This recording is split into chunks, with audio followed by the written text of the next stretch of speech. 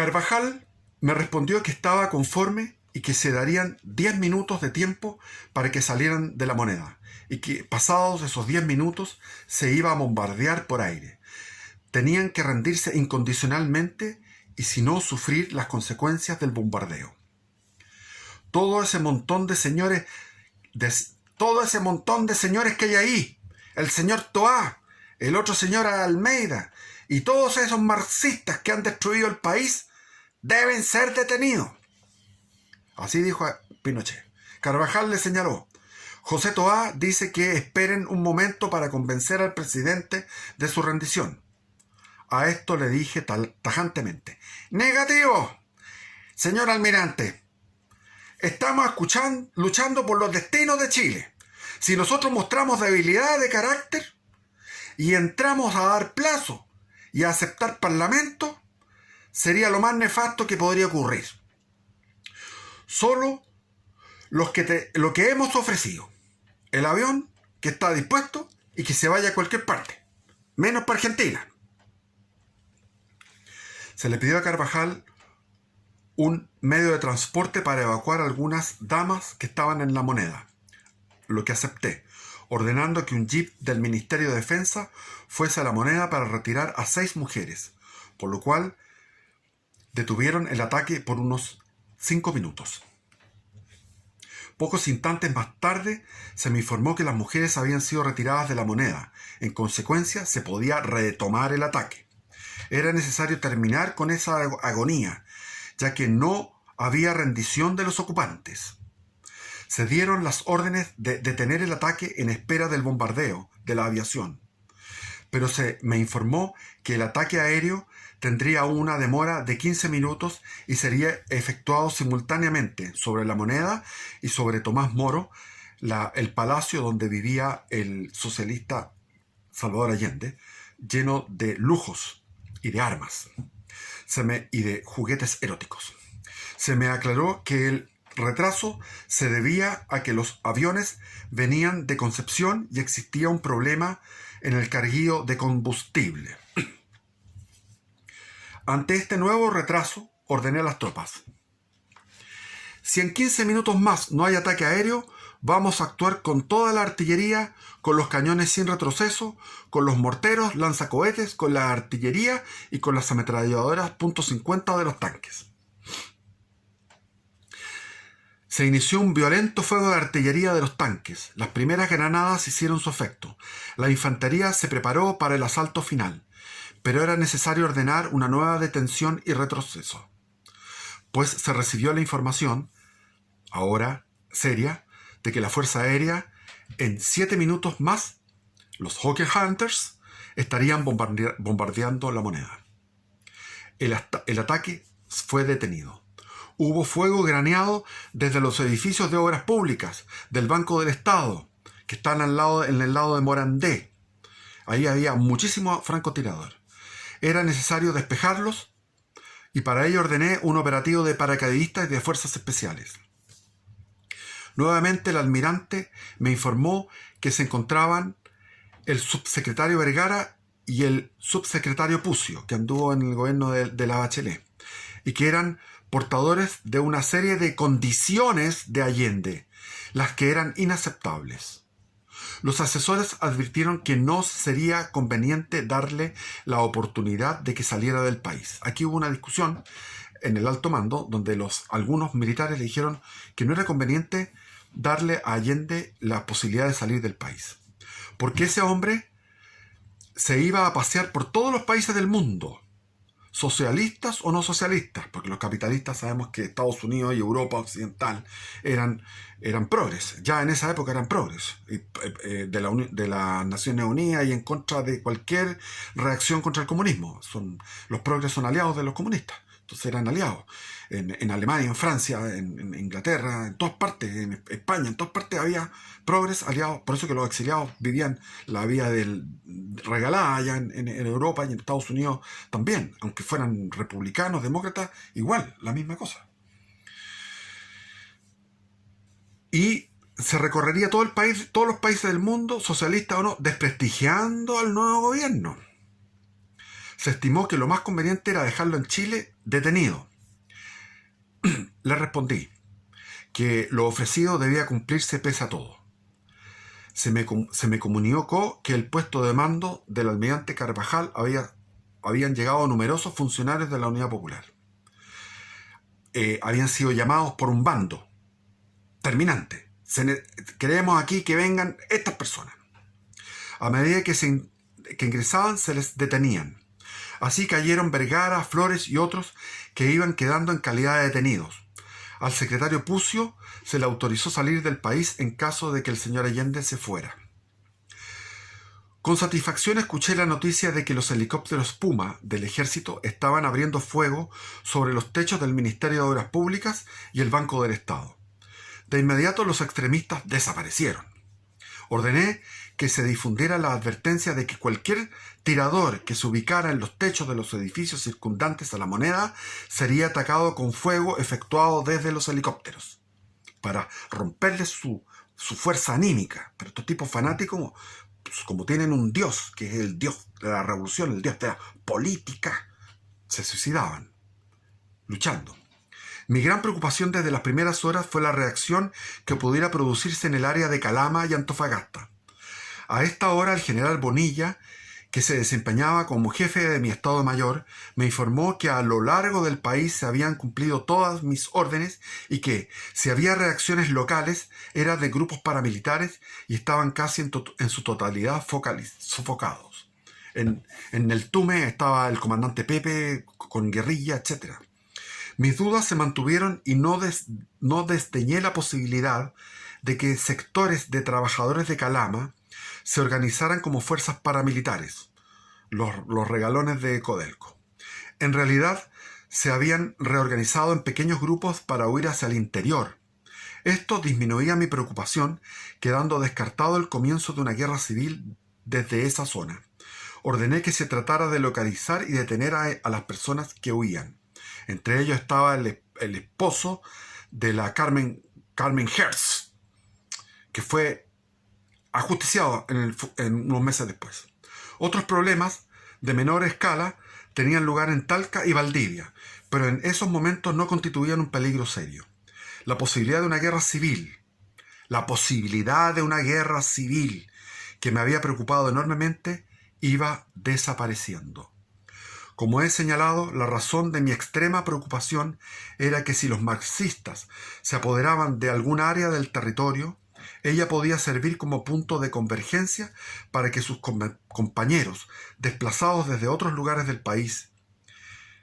Calama podía haber sido una zona adecuada, ya que dispone de una pista de aterrizaje donde era fácil recibir aviones que trajeran material bélico y de apoyo desde otros puntos, y eso sí era muy grave para nosotros. Era una preocupación de militar, hay un problema militar ahí. Minutos más tarde, un nuevo informe me comunicó que los helicópteros están abriendo fuego sobre las terrazas del Ministerio de Obras Públicas y que desde la Moneda, por Morandé 80, continúa saliendo gente con los brazos en alto. Ordené controlar minuciosamente la salida de las personas. Asimismo, se me informó que el general Lee comunicaba que la FACH pondría un helicóptero en el estadio de la escuela militar para trasladar a la familia de Allende o a él solo desde ese lugar a un aeropuerto, siempre que previamente estuviera la renuncia firmada. Existía el temor de que Allende esperara la oscuridad para efectuar alguna maniobra para escapar. Se propuso que el plazo máximo para esperar su decisión fuera hasta las 16 horas, a lo que di mi conformidad. La resolución conjunta de los comandantes en jefe y del director general de Carabineros era que después de las 18 horas nos reuniríamos todos, y se avisó al almirante José Torillo Merino, que se encontraba en Valparaíso. Nuevamente, durante cortos minutos, el fuego se intensificó. Actuaban duramente las armas de los helicópteros y de la infantería. Luego se produjo un alto al fuego en espera de la salida de Allende. El general Lee avisó que ya había enviado un helicóptero a la escuela militar a esperar a Allende. El helicóptero aguardaría hasta las 17 horas y luego se retiraría a su base. Se sintió el estridente y agudo sonido de las turbinas de los aviones Hawker Hunter y el chasquido y el humo de las explosiones. Se había producido el ataque y se había declarado un incendio en las dependencias del Palacio de la Moneda. Luego de la comunicación de que los helicópteros de la Fuerza Aérea habían abierto su fuego sobre Tomás Moro y que la Moneda había sido impactada por los cohetes de los aviones, lo que sin duda ayudaría el desenlace.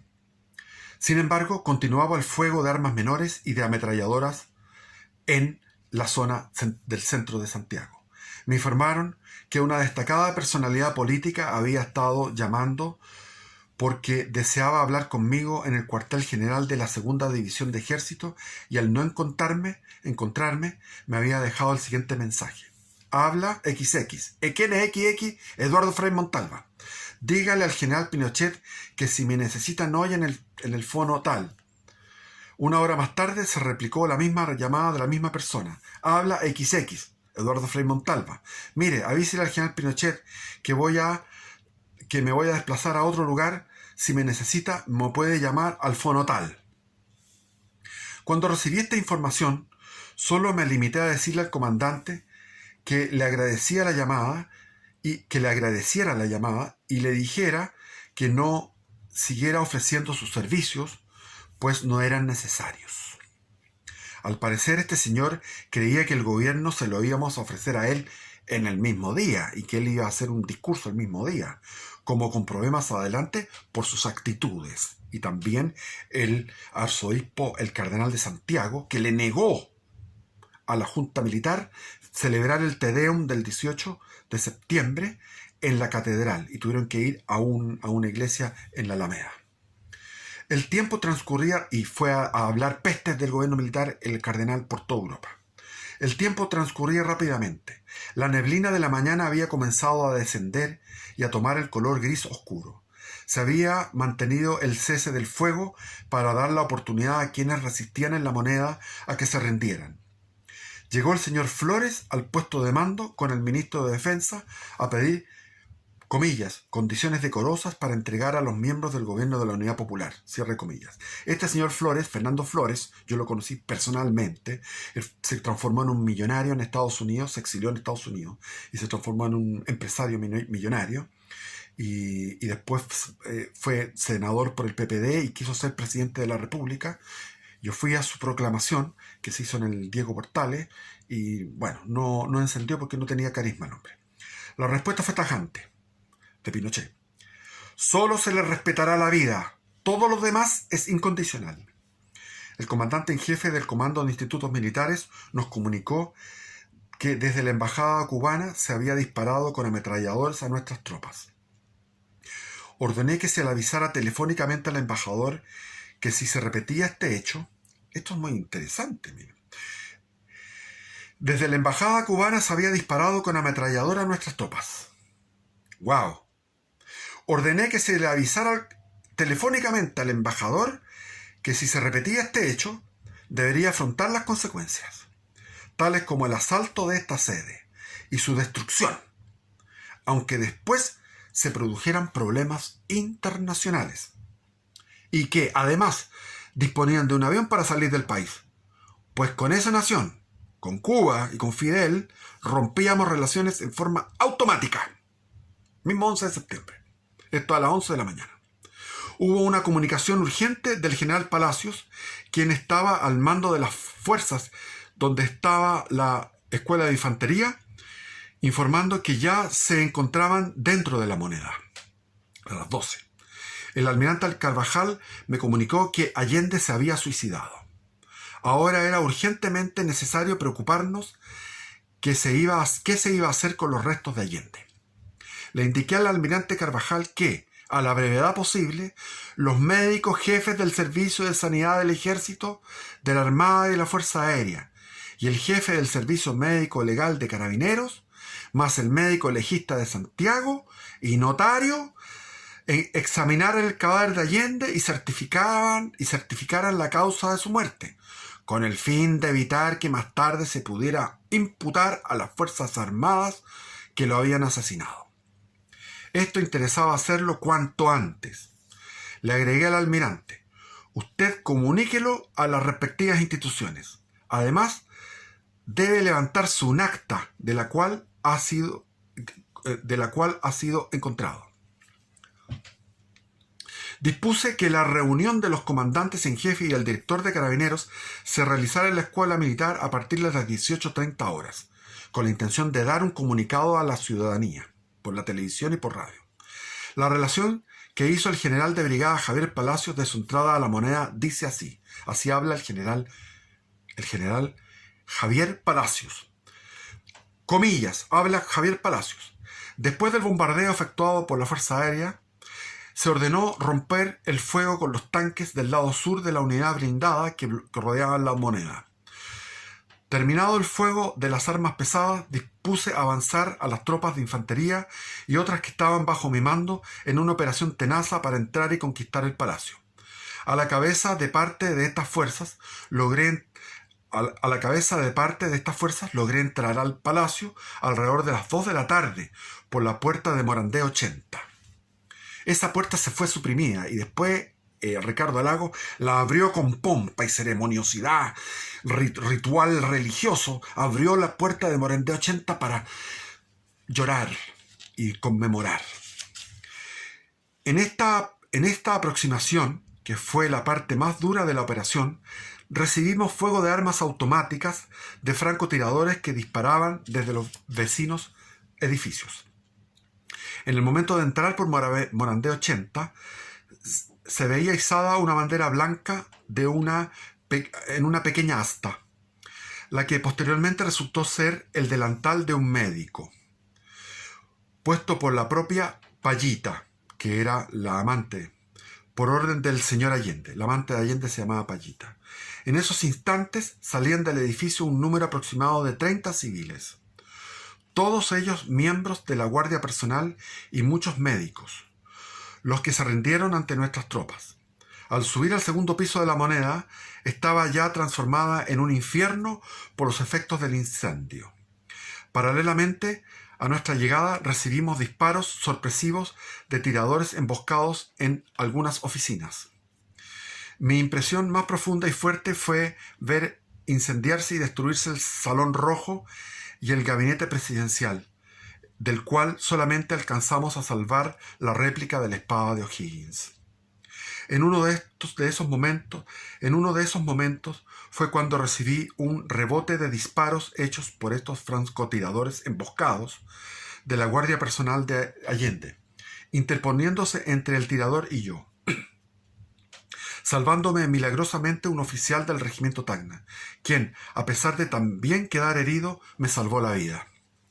Al continuar nuestro avance en el interior de La Moneda y abrir la puerta que daban al acceso al Salón Independencia, salón privado del presidente, nos encontramos con el espectáculo del señor Allende muerto, sentado en un sofá, con los efectos de 2 tiros que él mismo se había disparado, colocándose la metralleta, regalo de Fidel Castro, bajo la barbilla, lo que le produjo una muerte instantánea.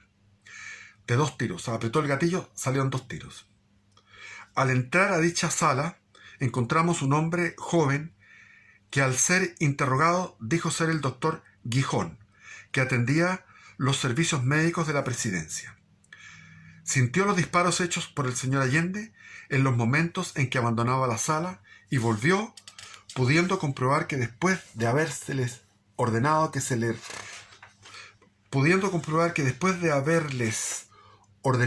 rindieran, Allende dijo: ríndanse y abandonen La Moneda, se quedó atrás para suicidarse en la forma ya descrita. Debo confesar que no conocí a Allende por la forma pobremente vestido en que se encontraba y por las características del suicidio, que prácticamente le partió la cabeza en 2. Tenía las manos llenas de pólvora, producto del uso de las armas que había disparado personalmente desde las ventanas de La Moneda contra nuestra tropa. A su lado había una máscara de gases y un casco que, me informó el doctor Gijón, había utilizado durante todo el tiempo. De inmediato dispuso una guardia en dicho salón, impidiendo la entrada de toda persona, militar o civil, hasta la llegada de los médicos ordenados por usted, la policía técnica de investigaciones, el notario y los especialistas en el servicio de inteligencia militar.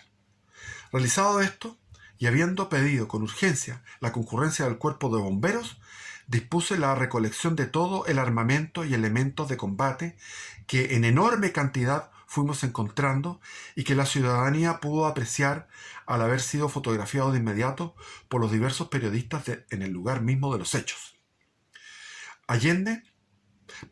Pero no permití, por razones obvias, fotografiar el cadáver del señor Allende, excepto a los servicios de policía técnica ya indicados.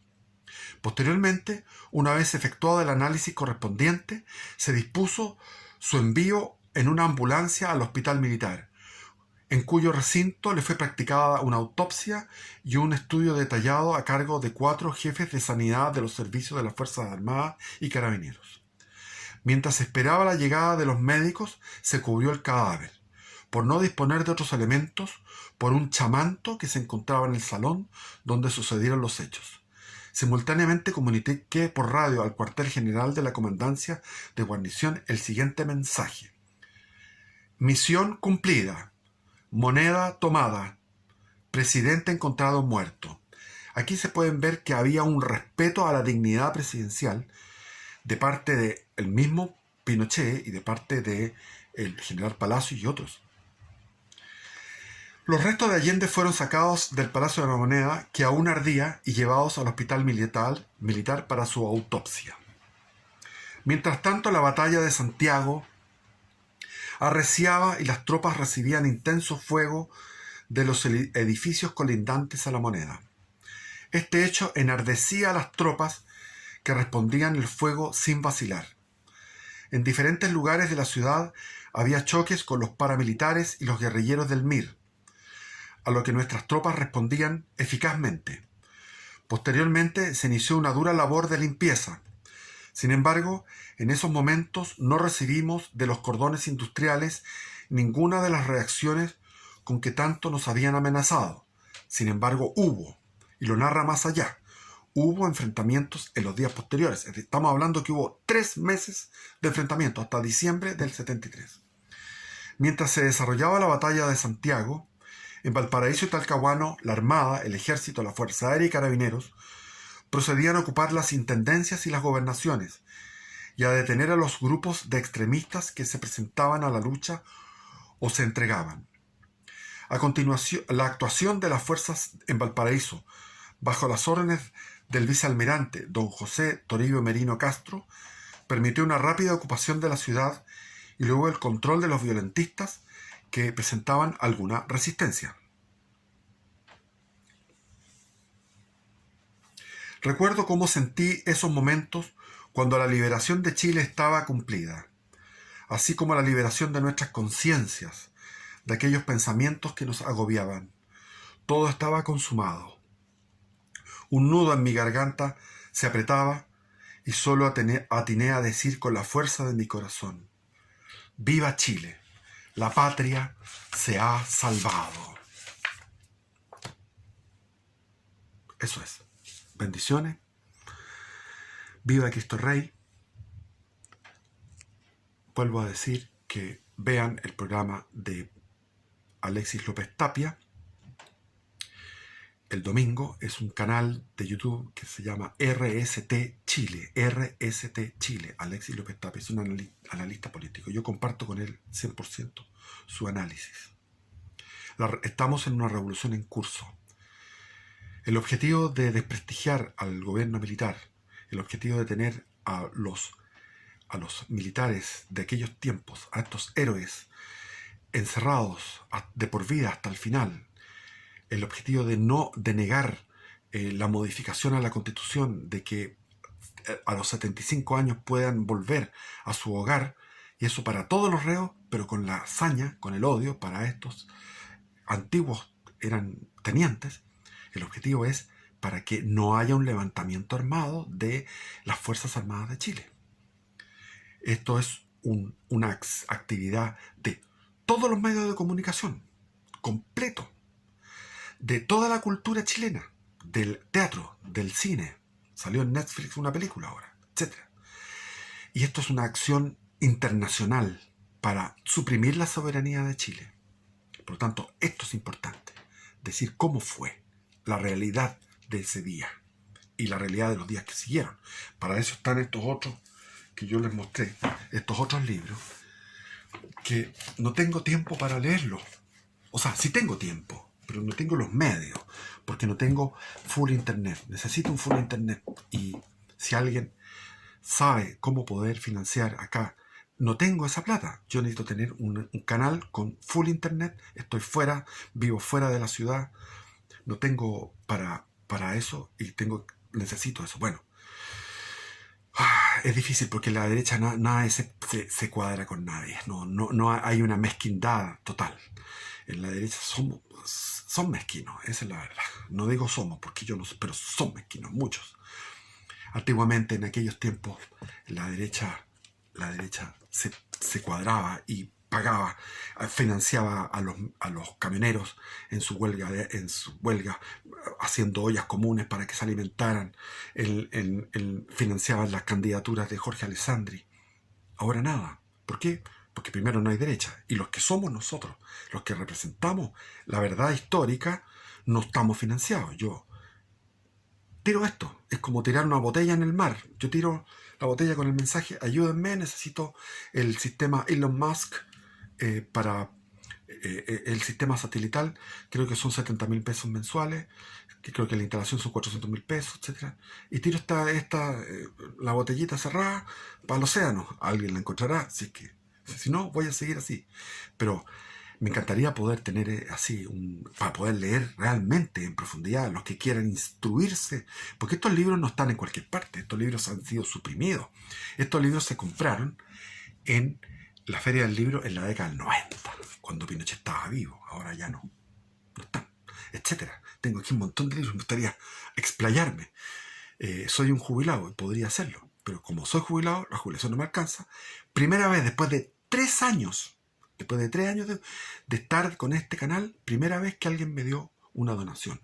Fue un joven que está en Buenos Aires, que se llama Eduardo, y me dio 29.000 pesos. Y me ayudó. Yo no tengo necesidades económicas personales, sería llorar falsamente, pero sí para montar una señal satelital. Bueno, Alexis López Tapia.